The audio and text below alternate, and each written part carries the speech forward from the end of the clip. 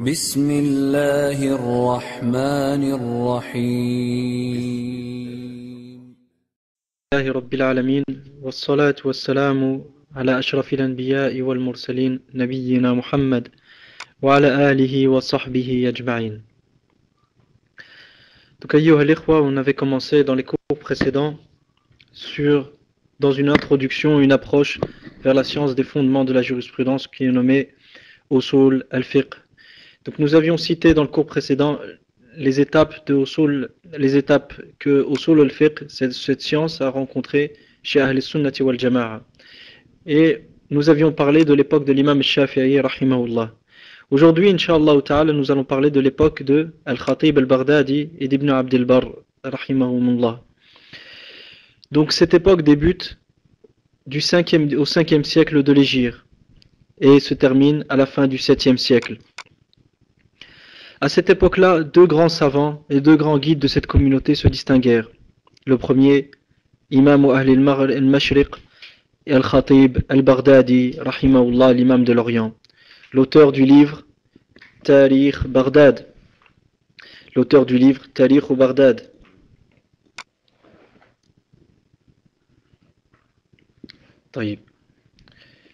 Donc, l'auteur du livre Tarikh Baghdad. Donc, Al-Khatib al-Baghdadi, rahimahullah, était l'auteur du livre Tarikh Baghdad. Et le deuxième imam est l'imam Ibn Abd al-Barr, rahimahullah ta'ala, qui est mort en l'an 463 de l'Hijra al-Nabawiyya ala sahibiha afdalu salati wa ahsanu taslim. Le premier ouvrage qui était Al-Faqih wa al-Mutafaqih, l'ouvrage de Khatib al-Baghdadi rahimahullah, que nous avions mentionné auparavant. Nous avions dit que nous allons en traiter après avoir cité les trois étapes. Nous parlerons des 4 livres principaux, dont Al-Faqih wa al-Mutafaqih de Al-Khatib al-Baghdadi. Al-Faqih wa al-Mutafaqih était une nasiha aux gens du hadith, à al-hadith en premier lieu. Et de même qu'il représentait une extension sur la même lignée que l'imam Shafi'i. Donc il suivait la lignée et la voie que l'imam Shafi'i rahimahullah avait tracée pour compléter cette voie que l'imam rahimahullah a commencé. Quant à l'ouvrage de l'imam Ibn Abd al-Barr, et la dernière fois je m'étais trompé, j'avais dit qu'il s'appelait Abu Yusuf Ibn Abd al-Barr. En fait, il s'appelle Yusuf Abu Omar Ibn Abd al-Barr. Donc Yusuf est son prénom et non pas une partie de sa kunya. Donc l'imam Abu Omar Ibn Abd al-Barr, Yusuf rahimahullah, a écrit un livre qui se nomme Jami' Bayan al-Ilmi wa Fadlih, Jami'u Bayan al-Ilmi wa Fadlih, qui fut composé en réponse à des questions qui lui ont été posées au sujet de la signification du ilm, de la science, la manière d'affirmer ses preuves par le savoir, c'est-à-dire de quelle manière vas-tu affirmer la véracité et le bien fondé de ton avis avec l'ilm al-shar'i. Il y traita aussi de la gravité de se prononcer au nom d'Allah et sur la religion d'Allah sans fahm, c'est-à-dire sans bonne compréhension. Et il y traita aussi de l'interdiction de juger sans preuve. Et pour finir, il traita, et dans son livre, il aborda le sujet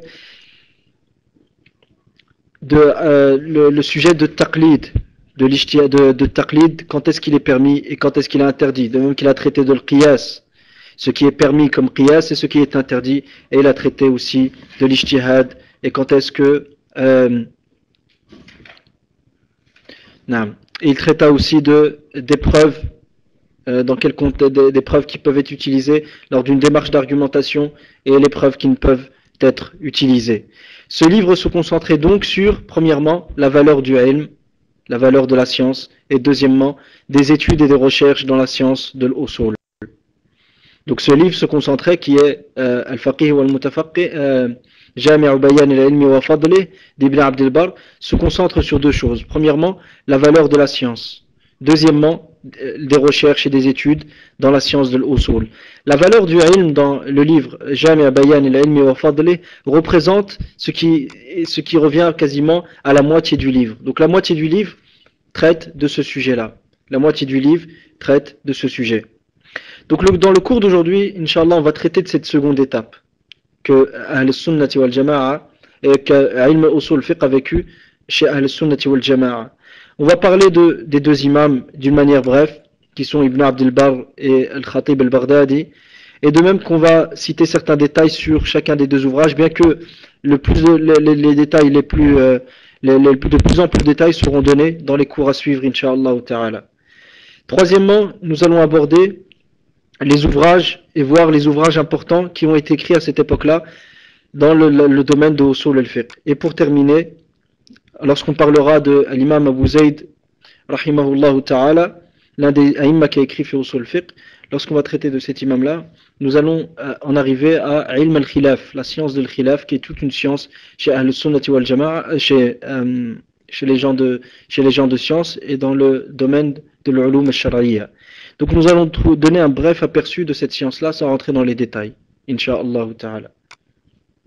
Donc nous disions au sujet de bayan al-ilm wa fadli, bayan fadli al-ilm wa ahli, ou jami'u bayan al-ilm wa fadli de Ibn Abd al-Barr rahimahullah, que ce livre-là se concentre sur deux sujets. Le premier, la valeur de la science. Le deuxième, des études, c'est-à-dire des mabahith et des recherches dans la science de l'usul. La valeur de la science représente ce qui équivaut à la moitié du livre. Et les domaines de recherche les plus distincts dans cet ouvrage sont premièrement les fondements du savoir, qui sont bien sûr le Coran, la Sunna, le consensus et le qiyas. Donc la première chose qui a été mentionnée dans ce livre-là, c'est-à-dire fil mabahith al-usuliyya, dans les domaines de recherche dans la science de l'usul, sont premièrement à établir quels sont les fondements du savoir. Donc usul al-ilm wa hiya al-kitab wa as-sunnah wa al-ijma' wa al-qiyas. Deuxième chose qui a été traitée dans cet ouvrage, dans le domaine de l'usul, ce sont les textes et les preuves indiquant que la réelle science est celle qui fut acquise des Sahaba radiyallahu anhum, et que ce qui n'est pas une science pour les Sahaba n'est pas un ilm considéré religieusement, et que ce qui n'est pas une science, n'était pas un ilm chez les Sahaba radiyallahu anhum, n'est pas une science et n'est pas un ilm qui est considéré religieusement. يعني مما ذكر في هذا الكتاب أن ما جاء في أن العلم هو ما كان مأخوذا عن الصحابة وما لم يؤخذ عنهم فليس بعلم. ثالثا الاجتهاد والقياس. Troisièmement, الاجتهاد et le qiyas ont été de même mentionnés dans cet ouvrage. رابعا التقليد والاتباع. Quatrièmement, le taqlid et le suivi. Ce sont deux mabahith, deux domaines de recherche qui ont été mentionnés dans cet ouvrage. خامسا الفتوى.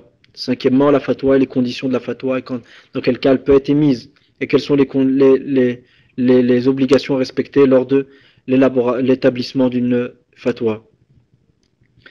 Sixièmement, sadisan mawdi'u sunnati min al-kitab wa bayanuha lahu. Donc là, sixièmement, la place et la valeur de la sunna par rapport au Coran et son rôle, le rôle que la sunna a d'exposer le contenu du Coran. Donc on peut remarquer le grand profit gagné par Ibn Abd al-Barr rahimahullah des riwayat qu'il rapporta remontant au prophète sallallahu alayhi wa sallam, de même que les avis qu'il attribua aux maîtres malikites, ce qu'on appelle les maîtres malikites, as-saddatul malikiyya. C'est les imams parmi les al-malikiyya, les savants de l'école de l'imam Malik rahimahullah.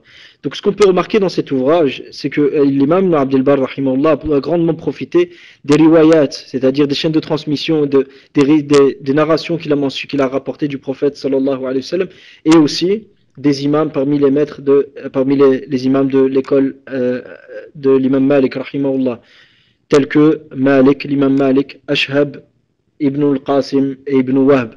Ashhab ibn Qasim ibn al-Wahb était parmi les plus grands compagnons de l'imam Malik rahimahullah ta'ala. Donc Ibn Abd al-Barr cite beaucoup d'avis qui remontent jusqu'à ces derniers, comme il a cité beaucoup de hadiths qui remontent au prophète sallallahu alayhi wa sallam, il a plus que profité de par cet agissement. Son effort est remarquable. On peut aussi constater une chose, c'est que son effort est remarquable et qu'il a fait et qu'il s'est efforcé de rapporter les avis des salafs sur les questions qu'il traitait, ce qui le caractérise et ce qui le distingue des autres savants de son époque. Donc l'imam Ibn Abd al-Barr rahimahullah s'efforçait de mentionner l'avis des salafs des anciens, des prédécesseurs, sur les questions de fiqh dont il traitait, auxquelles il ajoutait et qu'il commentait en général par l'expression قلت أو قال أبو عمر أو قلت.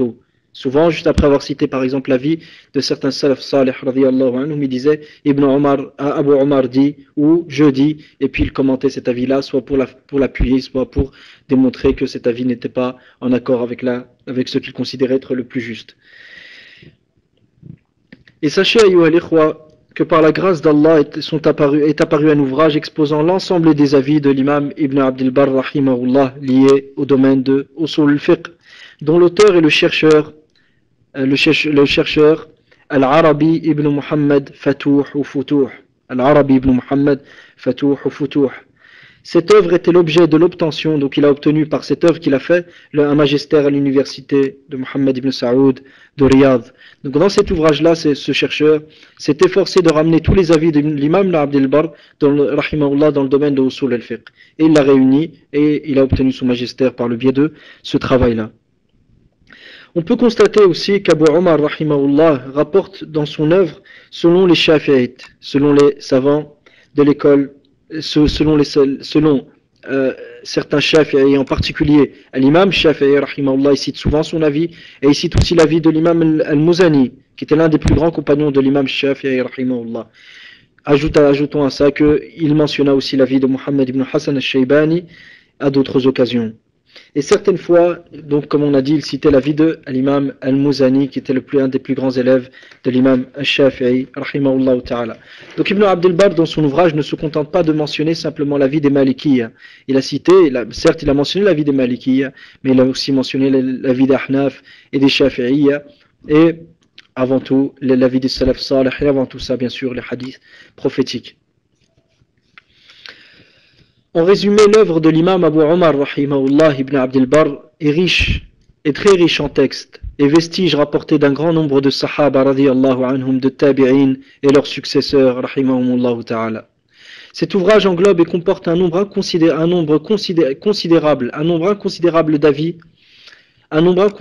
d'avis de gens de science. Donc cet ouvrage, il englobe un grand nombre d'avis des gens de science sur les questions juridiques qui ont été traitées. Donc ce qui fait la valeur de cette œuvre, qui est Jami' al-ilm wa fadlih. Cela dit, cette œuvre a besoin d'une étude poussée au niveau des sanad, des chaînes de transmission et textes qui y sont rapportés. Elle a aussi besoin d'une meilleure présentation. Elle a de même besoin d'une recherche précise sur les domaines de l'usul présents dans l'œuvre. Il faut aussi une introduction au sujet de l'auteur et son ouvrage, c'est-à-dire pourquoi a-t-il écrit son livre. Ajoutons à ça qu'il faudrait aussi dans cette œuvre des lexiques précis et diversifiés, par exemple des lexiques des versets du Coran, des hadiths, des sujets, et ainsi de suite. Et sachez, ayyuha al-ikhwa, rahimanillah wa iyyakum, qu'à cette même époque, qui était l'époque de l'imam Abdel Barr et de l'Khatib al-Baghdadi, rahimahumullah jami'an, deux ouvrages d'une importance primordiale sont apparus. Le premier, Kitabu Taqwim al-Adillah, d'Abu Zayd ad-Dabusi, de l'imam Abu Zayd ad-Dabusi. Et le second livre, Huwa Kitab al-Mustasfa l'imam al-Ghazali, Kitab al-Mustasfa l'imam al-Ghazali rahimahullah. Maintenant, qui est Abu Zayd ad-Dabusi? Qui est Abu Zayd ad-Dabusi?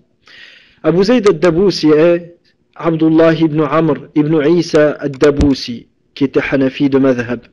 Et sa kunya était donc Abu Zayd. Il était l'un des modèles de réflexion et l'extraction d'arguments afin d'établir les avis qu'il soutenait. Il était l'un des modèles que l'on donnait à cette époque-là de la bonne réflexion et la manière convenable et correcte d'extraire des arguments et d'extraire des arguments et de soutenir ses avis. C'est-à-dire quand il avait un avis, il savait comment le soutenir. Et il savait comment démontrer que son avis était correct et que l'avis de son opposant était incorrect. Il est le premier à avoir mis au grand jour le savoir, ce qu'on appelle ilm al-khilaf. C'est un savoir qui permet d'affirmer ses positions juridiques et de démontrer l'invalidité des avis contraires.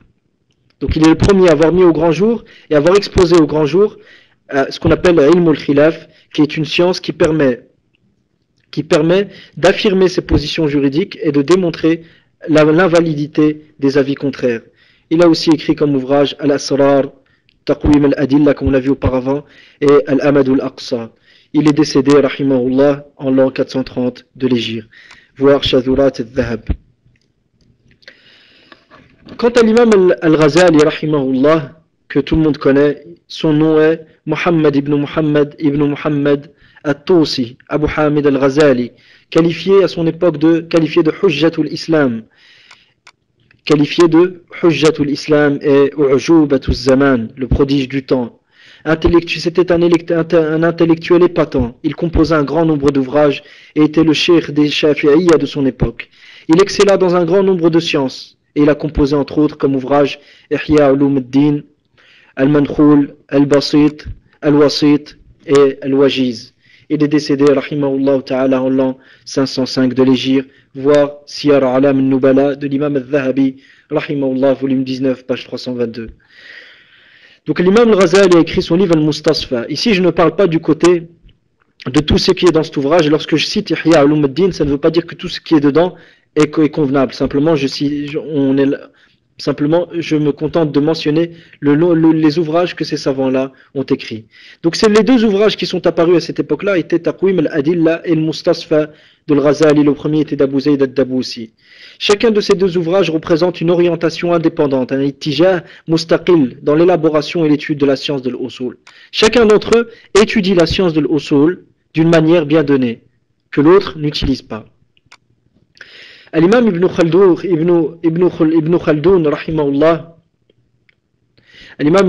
rahimahullah ta'ala, dit au sujet du premier livre qui est Taqwim al-Adilla d'Abu Zayd al-Daboussi, il dit la voie des Hanafiyya dans l'étude de l'usul a vu naître un grand nombre d'ouvrages, et le meilleur de ces ouvrages parmi ceux des mutaqaddimin, c'est-à-dire des anciens, le meilleur de ces ouvrages parmi ceux des anciens est l'œuvre d'Abu Zayd al-Daboussi. Quelle est donc l'œuvre d'Abu Zayd al-Daboussi? C'est Taqwim al-Adilla.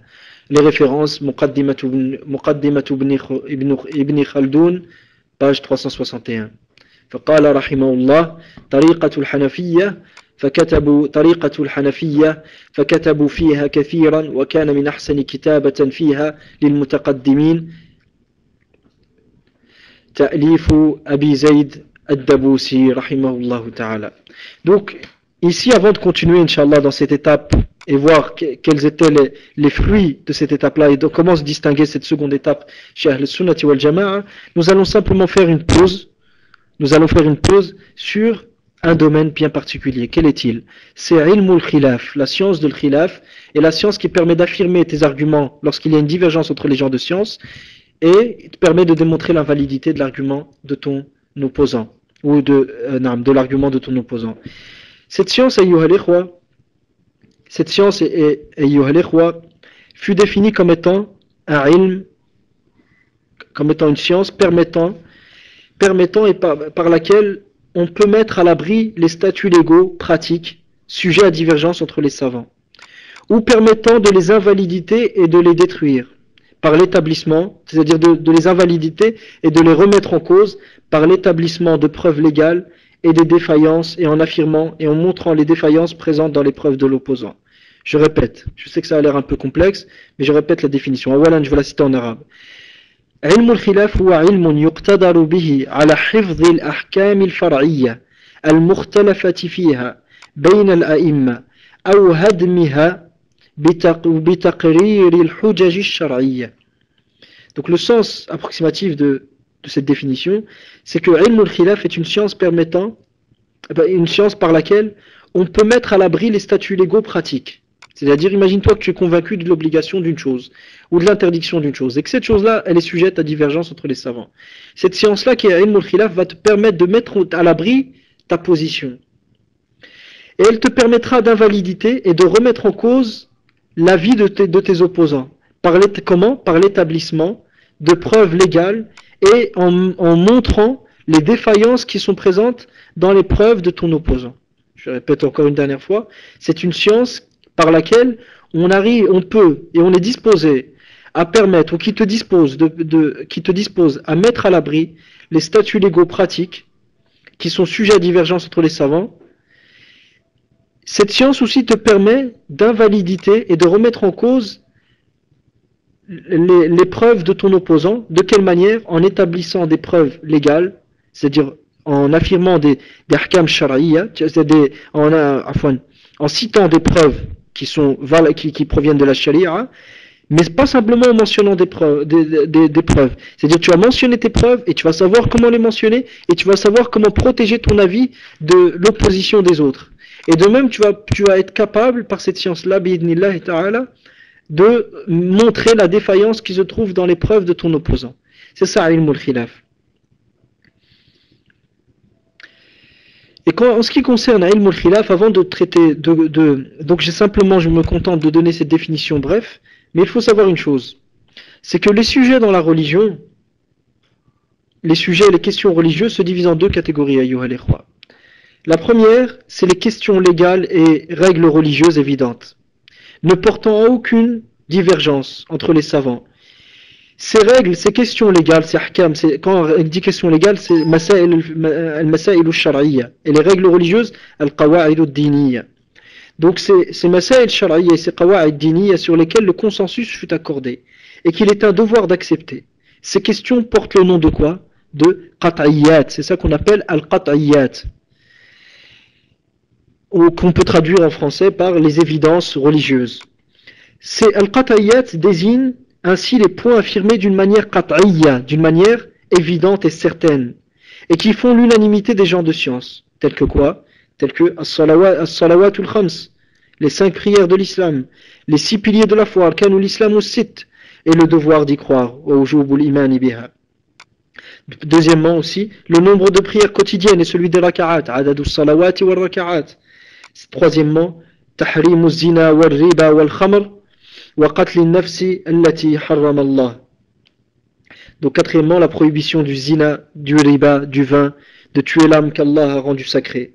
Ajoutons à ça, donc ça c'est la première ça certains exemples. Ajoutons à ça les règles légales.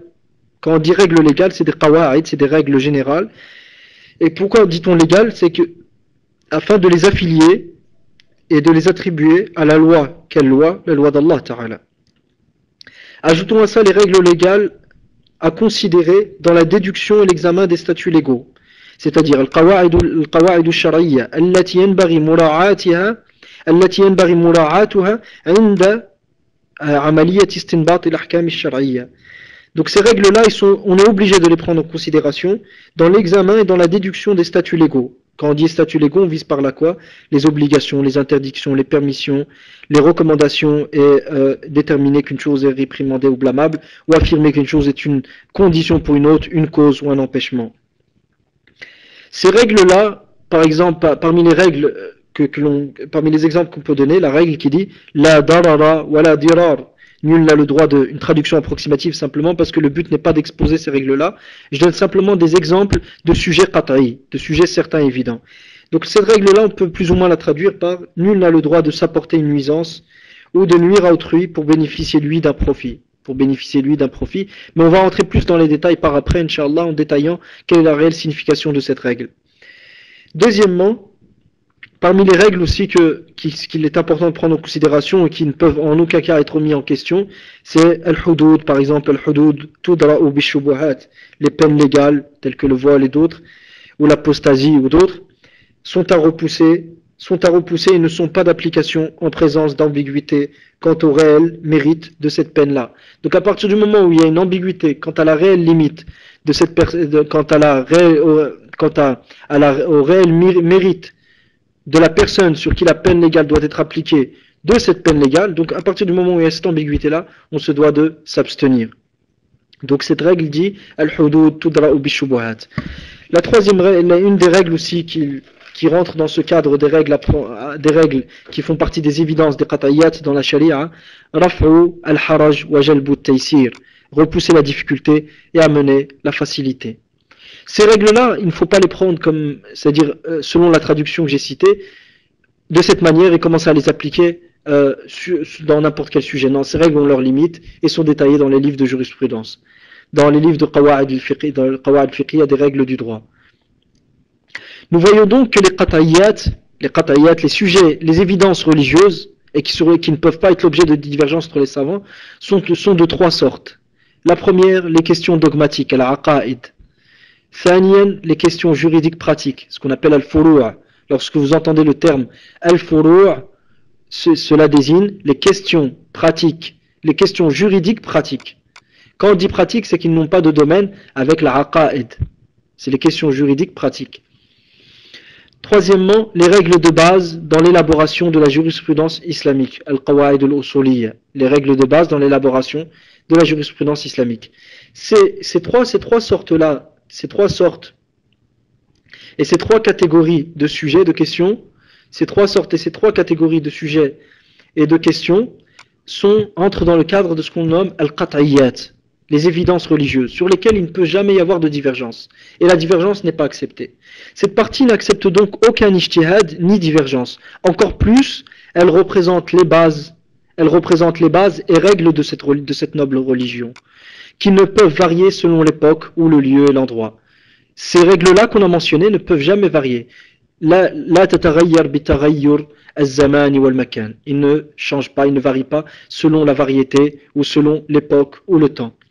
Et ceux qui doutent à leur sujet se seront opposés à la millah, à la religion d'Allah Ta'ala, et leurs avis et oppositions seront refusés et batil et invalides. Et vous voyez bien, ayyuha al-ikhwa, c'est que nous avons mentionné juste avant une règle qui est raf'ul haraj wa jalbu taysir, repousser la difficulté et amener la facilité, qui fait partie de l'une des qat'iyyat de din, c'est l'une des évidences religieuses de la religion. Cela dit, je souhaiterais simplement mettre la lumière, ne serait-ce que brièvement, sur cette question-là.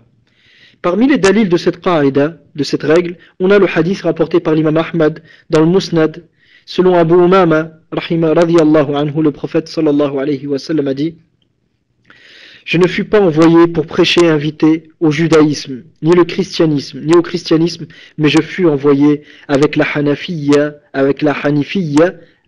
as-samha, avec la hanifiyya as-samha, une religion basée sur le monothéisme pur et l'indulgence et la douceur. Inni lam ub'ath bil yahudiyya wala bin nasraniyya walakinni bu'ithtu bil hanifiyyati as-samha. Donc je ne fus pas envoyé pour prêcher et inviter au judaïsme, ni au christianisme, mais je fus envoyé avec la hanifiyya as-samha, une religion basée sur le monothéisme pur et l'indulgence et la douceur.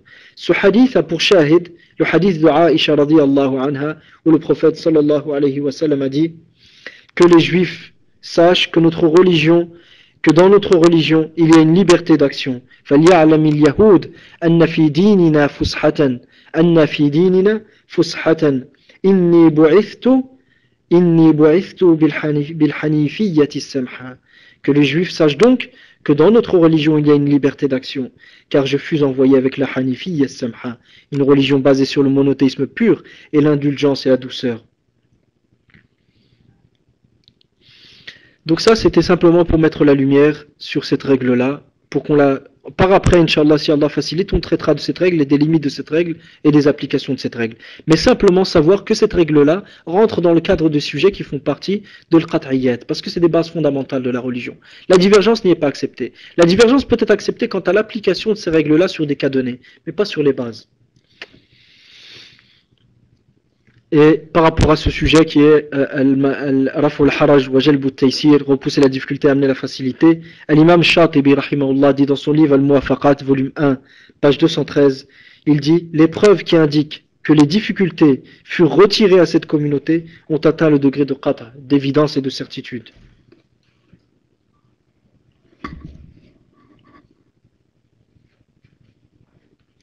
Donc il dit, rahimahullah, les preuves qui indiquent que les difficultés furent retirées à cette umma, à cette communauté, ont atteint le degré de qata,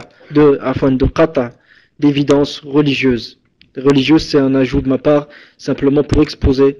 Le contexte indique qu'il parle de religion, vu qu'il parle de cette communauté et d'une qaïda, d'une règle, Raf'ul Haraj wa Jalbu Taysir, qui fait partie, bien sûr, de la législation de cette communauté. Deuxièmement, après avoir vu les sujets qu'on appelle al-qat'iyyat, il y a les sujets qu'on appelle al-dhanniyat. Ces sujets-là concernent tout ce qui n'entre pas dans le cadre des qat'iyyat et qui est du ressort des questions légales, c'est-à-dire toute question légale. Quand on dit question légale, c'est une mas'ala shar'iyya, c'est une question qui a un lien avec la loi d'Allah Ta'ala. D'accord? Ces questions-là qui ont un lien qui sont du ressort des sujets légaux, des masail shar'iyya, et qui n'entrent pas dans le cadre des qat'iyat, sont nommés par certains savants al-dhanniyat, les probances peut-être, qu'on viendrait peut-être à ce mot-là, en français, les probances. Wallahu ta'ala a'la wa a'lam. Cette partie accepte l'ijtihad et la divergence, car leur compréhension, c'est-à-dire la compréhension des gens et des savants sur ces sujets-là, peuvent se diversifier sur ces questions, ce qui aboutit donc forcément à une divergence d'opinion. Donc je répète, car leur divergence, la compréhension de ces textes et la compréhension de ce contenu, du contenu de ces textes-là, peut prêter donc, car la compréhension de ces textes-là et de ces sujets-là peut se diversifier entre les savants. Entre les savants. Donc si la compréhension est diverse, à ce moment-là, ça aboutira donc à une divergence d'opinion. La loi d'Allah Ta'ala, la Sharia, a invité à la réflexion et au raisonnement afin de concevoir les réelles significations des textes porteurs de ces statuts légaux, de ces ahkam shari'a, qui sont le sujet du khilaf. Pour quelle raison la Sharia invite les gens aptes à déduire les ahkam shari'a qui sont mujtahidin, pour quelle raison elle les invite à la réflexion et au raisonnement, afin d'extraire les ahkam shari'a, les statuts légaux, premièrement. Deuxièmement, afin d'extraire les ilal. Qu'est-ce que l'ilal? C'est le pluriel de illa. Ce sont les causes légales qui motivent la présence ou l'absence d'ahkam shari'a. Par l'établissement d'Allah Ta'ala. Par l'établissement d'Allah. C'est Allah qui a voulu que cette cause-là, lorsqu'elle est présente, le hukm est présent. Et lorsqu'elle est absente, le hukm est absent. Donc le mujtahid va s'efforcer par la réflexion et un raisonnement convenable, en respectant les règles de la réflexion correcte et du raisonnement sain. Donc par ce procédé-là, le mujtahid va extraire les ilal, les causes légales qui motivent l'ahkam shari'a. Ces statuts, donc de même qu'il va extraire les statuts, il va extraire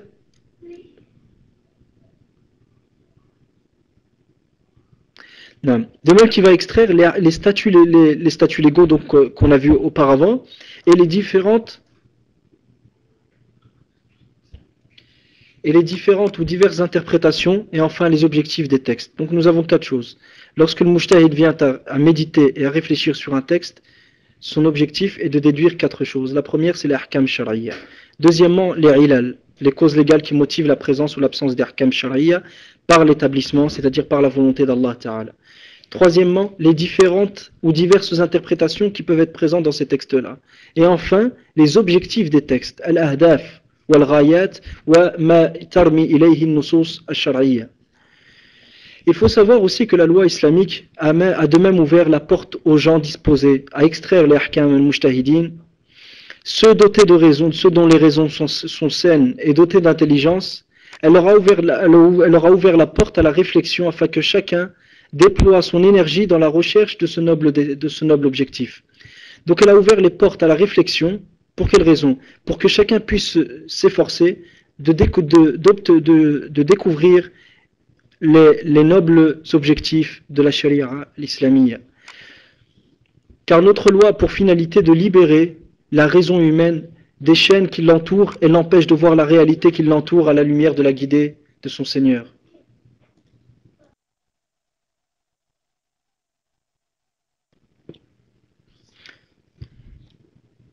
Donc, car notre loi a pour finalité, notre charia a pour finalité de libérer la raison humaine des chaînes qui l'entourent et l'empêchent de voir la réalité qui l'entoure à la lumière de la guidée de son Seigneur. Le premier de ces remparts que l'islam est venu retirer est le taqlid et al-jumud, l'immobilité, en blâmant tous ceux qui refusèrent de raisonner convenablement et qui ont soumis les rênes de leur vie au conformisme aveugle et immobilité vide de sens. Donc ces derniers, Allah Azza wa Jalla les a blâmés. Allah Ta'ala dit Lahum qulubun la yafqahuna biha.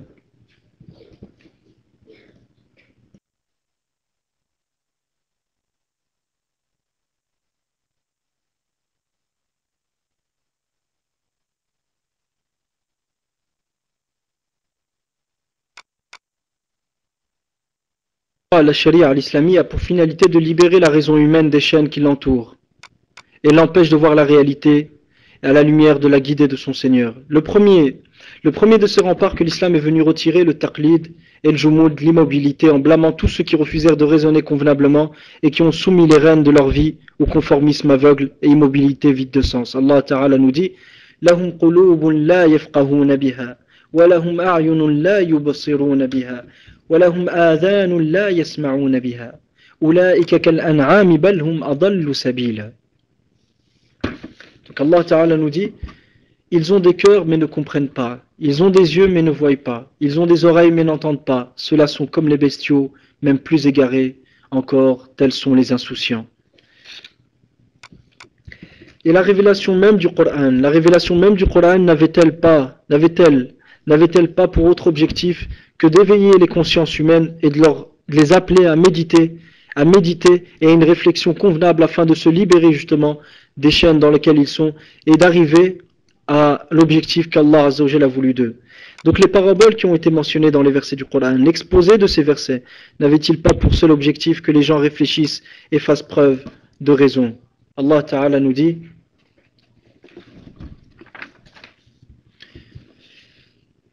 et vers toi, nous avons fait descendre le Coran pour que tu exposes clairement aux gens ce qu'on a fait descendre pour eux et afin qu'ils réfléchissent. Et vers toi, nous avons fait descendre le Coran pour que tu exposes clairement aux gens ce qu'on a fait descendre pour eux et afin qu'ils réfléchissent.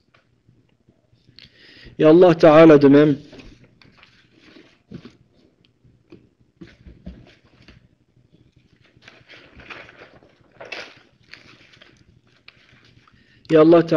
nous dit: قُلْ هَلْ يَسْتَوِي الْأَعْمَى وَالْبَصِيرُ أَفَلَا تَتَفَكَّرُونَ.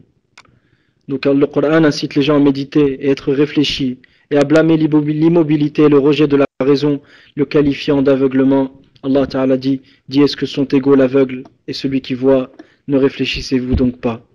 Ajoute à ça qu'Allah blâma le taqlid, le suivi aveugle, qui empêche l'homme d'atteindre la vérité et le dénude de toute bonne raison et bonne compréhension et réflexion. Ce qui était l'une des principales causes de l'égarement des mécréants et leur rébellion et arrogance. Allah Ta'ala nous dit: et c'est ainsi que nous n'avons pas envoyé avant toi d'avertisseurs en une cité sans que ces gens aient dit: nous avons trouvé nos ancêtres sur une religion et nous suivons leurs traces.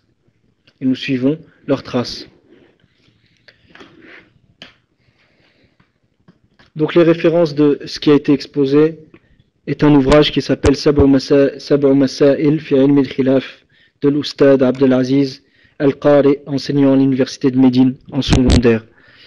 Donc ici, Inch'Allah, se termine le cours. La prochaine fois, nous verrons la prochaine étape, la suite de cette seconde étape d'Usul Fiqh Inda Ahl Sunnati wal Jama'a. Des questions sur le sujet de Faddalou. Wallahu ta'ala a'la wa a'lam. Ce qu'il y a dans cet exposé comme فما كان من صواب فمن الله وحده, ce qui a pu être juste ne vient que d'Allah seul, ou toute erreur, oubli ou omission ne vient que de votre frère et du shaitan, et Allah et son messager en sont innocents. وما كان من خطأ أو زلل أو نسيان فمني ومن الشيطان والله ورسوله منه براء. وصلى اللهم على نبينا محمد وعلى آله وصحبه أجمعين والحمد لله رب العالمين.